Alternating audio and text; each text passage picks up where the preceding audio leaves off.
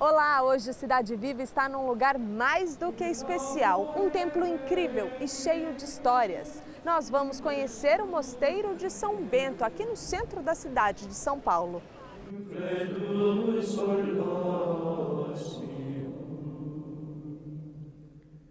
Os beneditinos chegaram em São Paulo em 1598, mas só em 1634 foi criada a abadia. E aí a capela foi dedicada a São Bento. Lugar lindo, cheio de história. Sabe quem já se hospedou aqui? Papa Bento XVI. E hoje esse local também abriga, além da Basílica de Nossa Senhora da Assunção, 40 monges enclausurados. É ou não é uma história boa de se ouvir?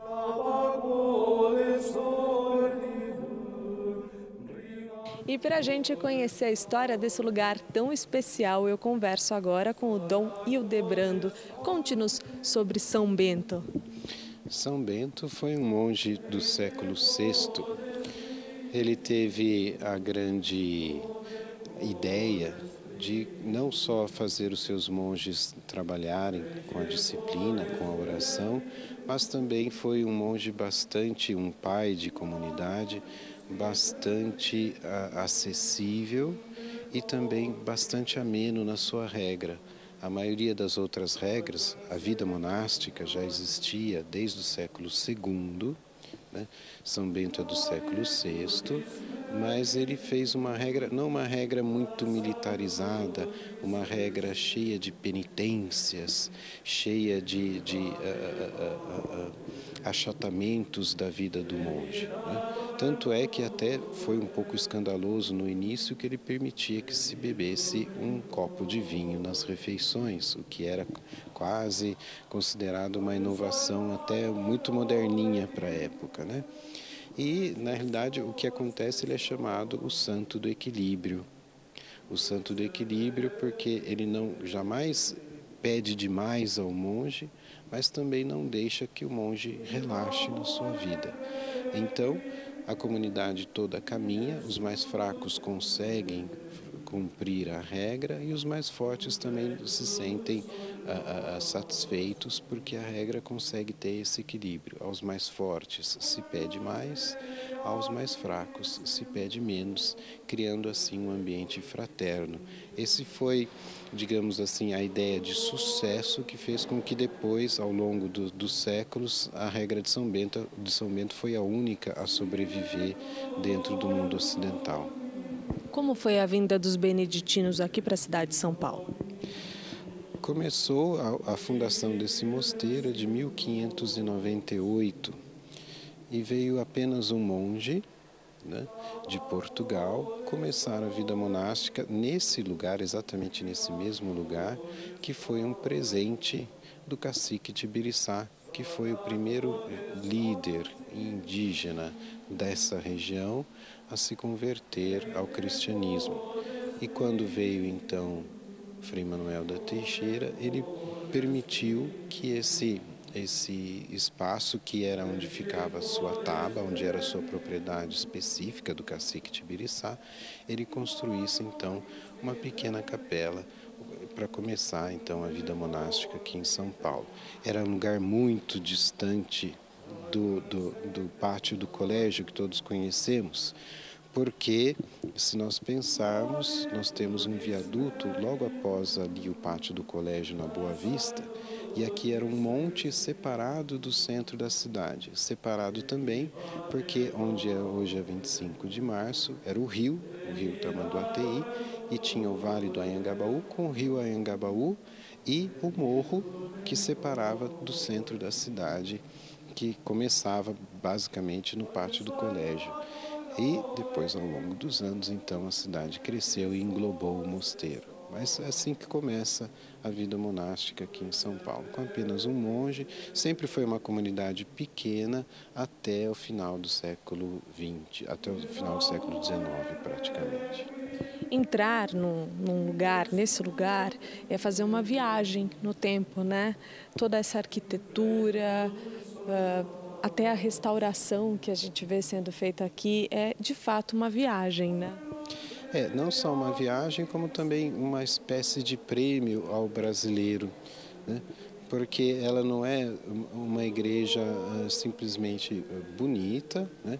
Mas ela é uma proposta diferente. Ela é uma proposta de uma arte chamada arte boironense, que iniciou-se no fim do século XIX e durou até cerca de 1930. Então existem poucos exemplares no mundo.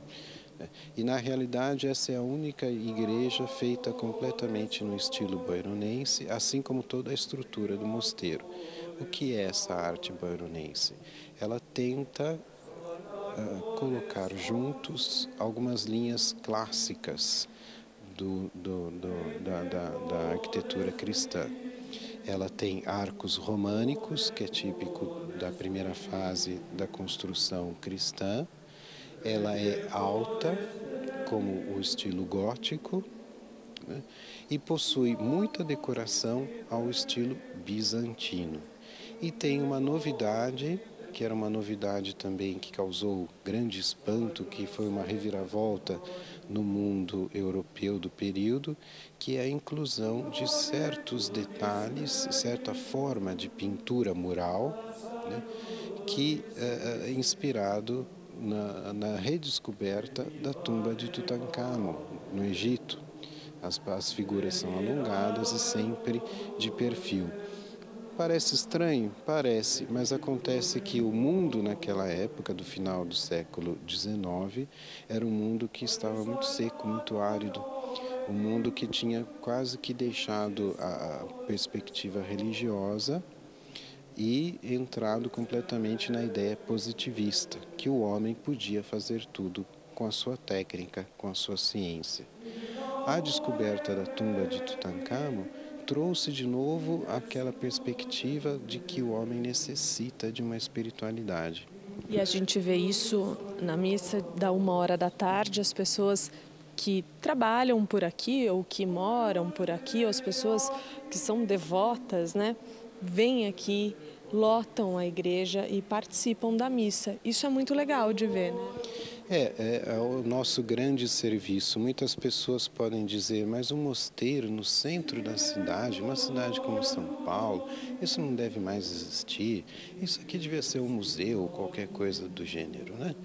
Mas nós acreditamos que se nós temos, né, a Torre do Banespa, se nós temos a Torre do Martinelli, né, nós também temos as torres do mosteiro, né, sempre propiciando um diálogo, não como uma negação, como um diálogo, né, onde os homens podem ter a sua vida cotidiana, podem ter as suas preocupações financeiras, as suas preocupações em crescer materialmente, mas que também podem aproveitar, podem usar dessa fonte, o mosteiro, para crescerem também espiritualmente e poderem se alimentar na própria fé. Por isso que os nossos 3 horários de missa, eles batem de alguma forma com o horário ou que as pessoas estão indo para o trabalho, ou estão no seu horário de almoço, ou terminaram a sua jornada de trabalho e podem participar das celebrações.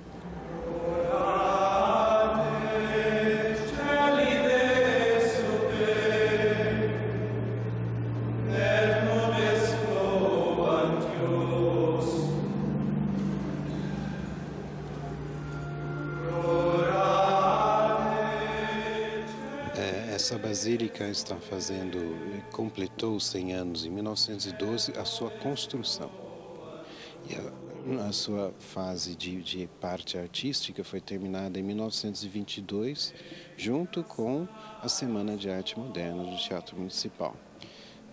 E então existe, assim como existiu toda uma renovação da comunidade, também existe a renovação do espaço físico, que não é uma transformação, mas simplesmente um restauro, né?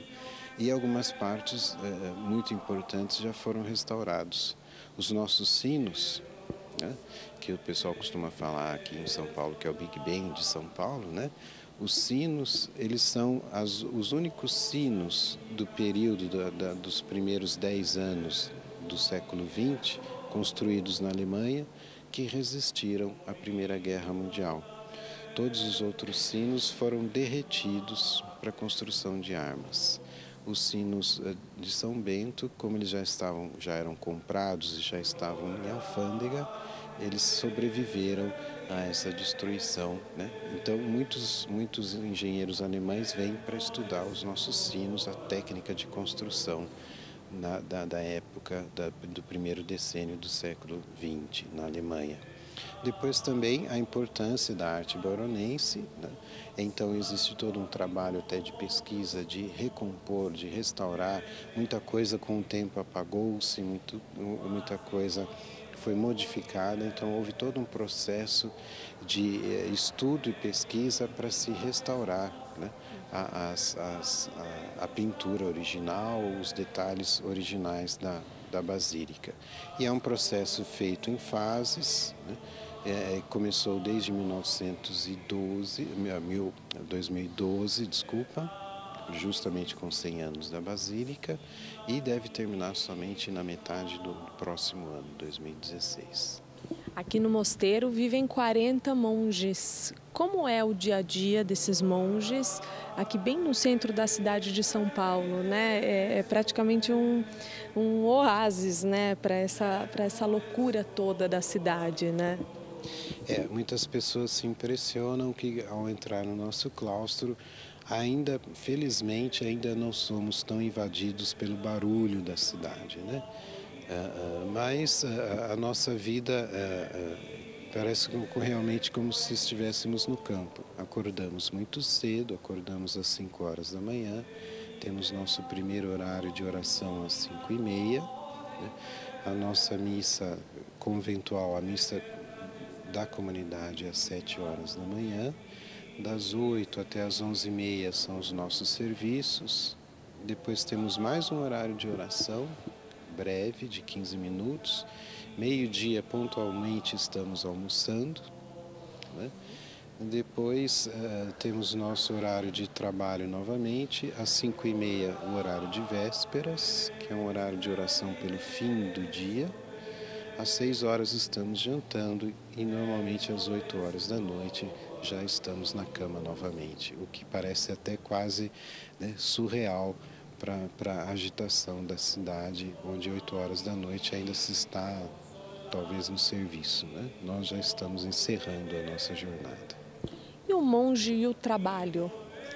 O trabalho tem um papel muito importante para os monges beneditinos, né? Sim, digamos que o lema da vida monástica beneditina é ora et labora, né? Reze e trabalhe, né? Os horários de oração são comuns, estamos sempre juntos e se mantém perfeitamente esses horários, e os trabalhos é que também servem para a nossa própria dignificação e também para o auxílio à própria sociedade. Então mantemos o colégio, com muitos irmãos trabalhando no colégio, mantemos a faculdade, onde alguns de nós somos professores ou auxiliamos em parte de secretaria. Temos também um serviço de assistência social, onde existe a figura do esmoler, que é aquela pessoa que acompanha algumas famílias e auxilia econômica ou materialmente naquilo que essas famílias precisam. Temos a padaria. Temos os nossos serviços pastorais também, estamos sempre à disposição de padres que precisem de ajuda em suas paróquias, em suas comunidades, né? Temos o auxílio espiritual também, tanto da confissão, né, dos horários de confissão, como também de direção espiritual. A gente não pode deixar de falar dos produtos da padaria, né? Que são tão famosos já aqui na cidade de São Paulo, no Brasil todo, né? Quais são esses produtos e o que as pessoas mais buscam aqui? Aí é uma pergunta já mais difícil, que eu não saberia responder exatamente quais os produtos, né? Mas normalmente são pães, bolos doces. Muito bons e muito conhecidos, né? E às vezes os doces também são feitos em tamanho individual, né?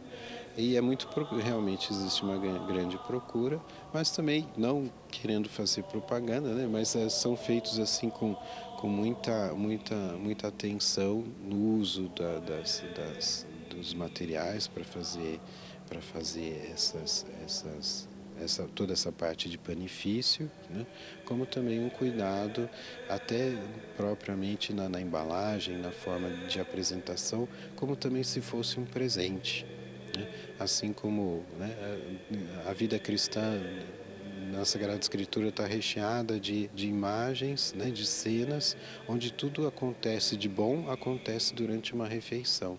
Nesse espaço também tem um teatro muito bonito, né, e que as pessoas podem frequentar, enfim. Qual que é a história desse teatro?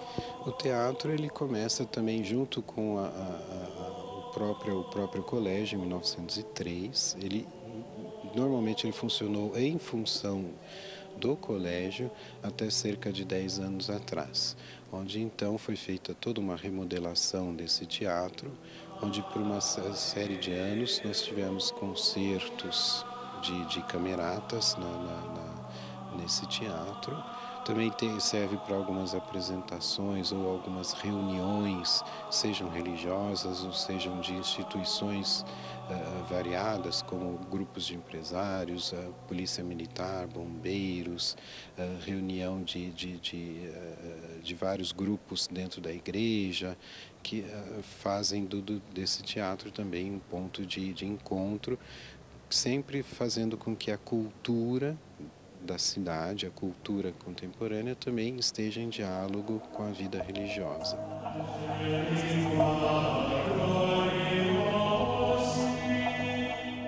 Ainda tem muita coisa para a gente conhecer no Mosteiro de São Bento, colégio, faculdade e a biblioteca mais antiga de São Paulo. É no próximo bloco, não saia daí.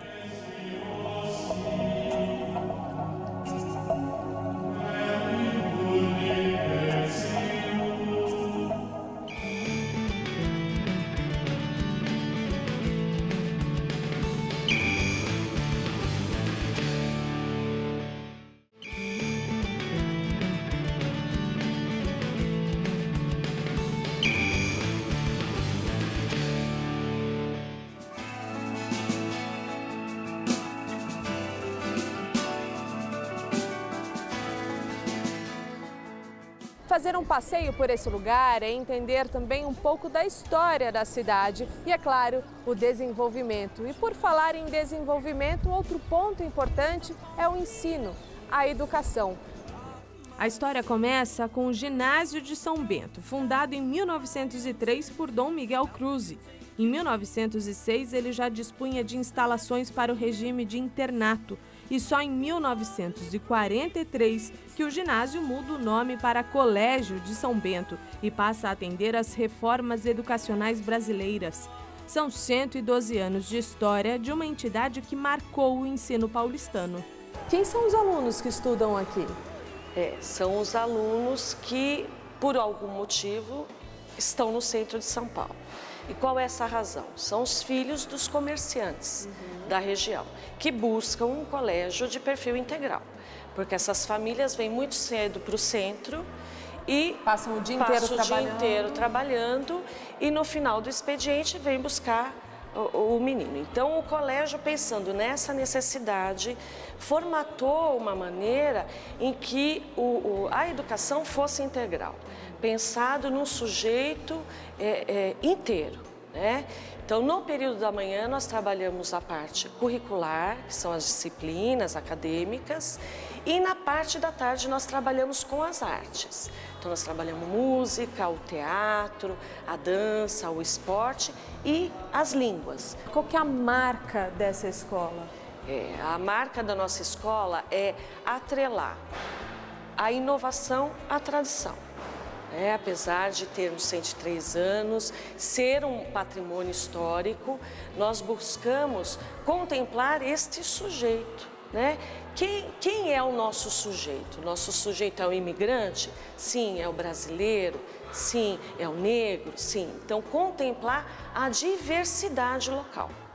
Você tem uma história legal aqui, né, Helena? Você tá pela sua segunda passagem aqui. Como é que foi a sua chegada em 2003 nessa escola? Isso, eu cheguei num processo de reestruturação do colégio, porque anteriormente passávamos por um processo de fechamento, que eu não vivi, eu vivi só a reestruturação. A vontade, né, das pessoas que estudaram aqui, as pessoas influentes, que viram com muita tristeza o fechamento desse colégio. Um colégio centenário. Centenário, que faz parte da história. Faz parte da história de São Paulo, é um cartão postal da cidade de São Paulo e é tão importante. Sim, né? E aí ele falou, não, um colégio desse porte não pode fechar. Né? Ele é perene, ele é da sociedade. Então houve um investimento e eu cheguei justamente nessa nova dinâmica do colégio, o ressurgir, né? Que a gente brinca que é a fênix, é o ressurgir das cinzas, olhando esse novo sujeito. Né? Então o colégio ele não parou no tempo, então ele deu uma pausa, olhou o seu entorno, o que esse entorno precisa em termos de educação. E aí foi construído esse novo projeto. Embora resgate toda essa história o tempo todo, embora os corredores contem histórias de mais de 100 anos, isso daqui é incrível. 350 crianças hoje estudam aqui. Como é que é para você trabalhar num lugar assim? Para mim é uma honra, né? E um grande desafio para eu estar sempre inovando dentro de uma escola extremamente tradicional para São Paulo. Então é muito gratificante, não só para mim, quanto para a equipe. Qual que é o segredo aqui desse colégio tão tradicional e que as crianças aqui têm tanto carinho por esse lugar? Quem trabalha aqui também tem tanto carinho por esse lugar? Eu acho que é o apreço humano, né? Essa vontade de você trocar, de você mostrar o que é a humanidade, o que é a fraternidade. Muito do que São Bento passou. Prega, isso. Né? E é o que nós não só falamos, mas é o que nós vivemos aqui. Do colégio, a Faculdade de Filosofia, Ciências e Letras, a primeira com o curso livre de Filosofia do Brasil. Havia um debate muito grande entre as várias posições, sobretudo o positivismo, que dominava em certos meios intelectuais e governamentais, né? E também essa proposta do humanismo cristão. Então a faculdade foi justamente criada nesse ano, logo em seguida ao Colégio de São Bento, que foi criado em 1903, junto com outras iniciativas de hospitais e escolas, outras escolas também ligadas ao mosteiro, não é? Era uma grande ação cultural e social. E imediatamente então vieram professores da Bélgica, além da Alemanha, monges, e houve a afiliação à Universidade Católica de Louvain, na Bélgica, né? Hoje os cursos são de filosofia e teologia, né? Porque foi uma longa história, depois essa universidade acabou não sendo criada por uma série de problemas que aconteceram, percalços. Acabou sendo criada a PUC, em colaboração com o mosteiro, com a Faculdade de São Bento, que foi um dos pilares de surgimento da PUC. Aqui continuou um instituto de filosofia que depois foi retransformado em faculdade, né? E se o ensino é uma das marcas registradas, é impossível não conhecer a biblioteca mais antiga da cidade. Ela está aqui. São 417 anos de história e um acervo de 115 mil obras. Um lugar realmente especial. Dom João, o que a gente pode encontrar aqui? Essa biblioteca, a Biblioteca do Mosteiro, é a biblioteca mais antiga de São Paulo. Então, 417 anos de história. Então, temos muita coisa conservada que conta a história dessa cidade, do Brasil mesmo. Então temos desde obras raras como obras litúrgicas, obras sobre a história da cidade de São Paulo, enfim, bíblias, então muita coisa conservada, são mais de 500 livros antigos, como incunábulos, enfim, temos um bom acervo aqui que a gente conta um pouco dessa história. Qual é a importância da leitura para os monges, Dom João Batista? A leitura é muitíssimo importante, né, para os monges, para a vida monástica. O capítulo 48 da Regra de São Bento exige que os monges devem retirar livros da biblioteca para ler, para estudar, para meditar, principalmente a Sagrada Escritura. Então, esse capítulo tem um papel singular, de muitíssima importância para a conservação da leitura mesmo. Então, isso é muito importante para a nossa história, da vida ocidental, né? Muitas obras chegaram até nós por conta do trabalho dos monges copistas, que dedicaram suas vidas copiando as obras que nos trazem, né, a sabedoria, o ensinamento. Devemos muito a esses monges e a esse capítulo 48, que é uma sumidade. Muitas obras continuam chegando aqui, é isso? Isso. Toda biblioteca tem problemas com espaço, né? Essa biblioteca são mais de 115 mil obras e continuam chegando, né? As pessoas podem imaginar que as bibliotecas são como depósitos de livro, tá? Totalmente errado, né? Aqui é o conhecimento e a sabedoria que se produz, né? Que estão gravadas em papel e em outras formas, outros materiais. E os livros continuam chegando, o conhecimento, a sabedoria, como assim foi falado, continua sendo produzida e partilhada. E a gente continua colhendo aqui. Quem pode consultar essa biblioteca, participar de toda essa sabedoria? Essa biblioteca é uma biblioteca particular, é uma biblioteca dos monges. Nós temos aqui no mosteiro uma faculdade de filosofia e teologia. Nós atendemos também esses alunos que aqui estudam, então eles têm acesso a essas obras. Eles não entram na biblioteca por estar no espaço reservado aos monges, a clausura, mas eles têm acesso às obras, tem uma base de dados e tudo mais.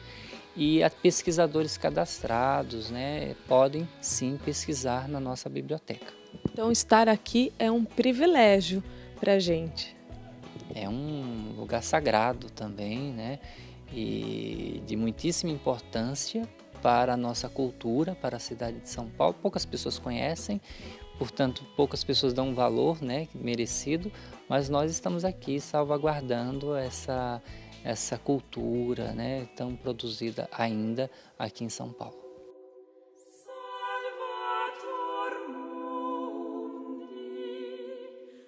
Definitivamente, quem vem a São Paulo ou mora por aqui não pode deixar de conhecer o mosteiro, da arquitetura centenária aos dotes culinários dos monges, da regra de São Bento ao ensino, à reflexão. A fé traduzida em cada detalhe do mosteiro, que faz ecoar nas tradicionais missas com o canto gregoriano aos milhares de fiéis.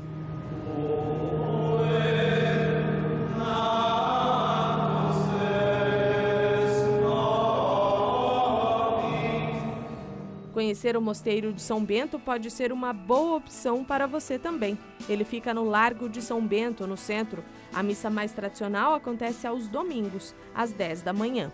O Cidade Viva fica por aqui. Eu espero que você tenha gostado. Até a próxima. Tchau, tchau.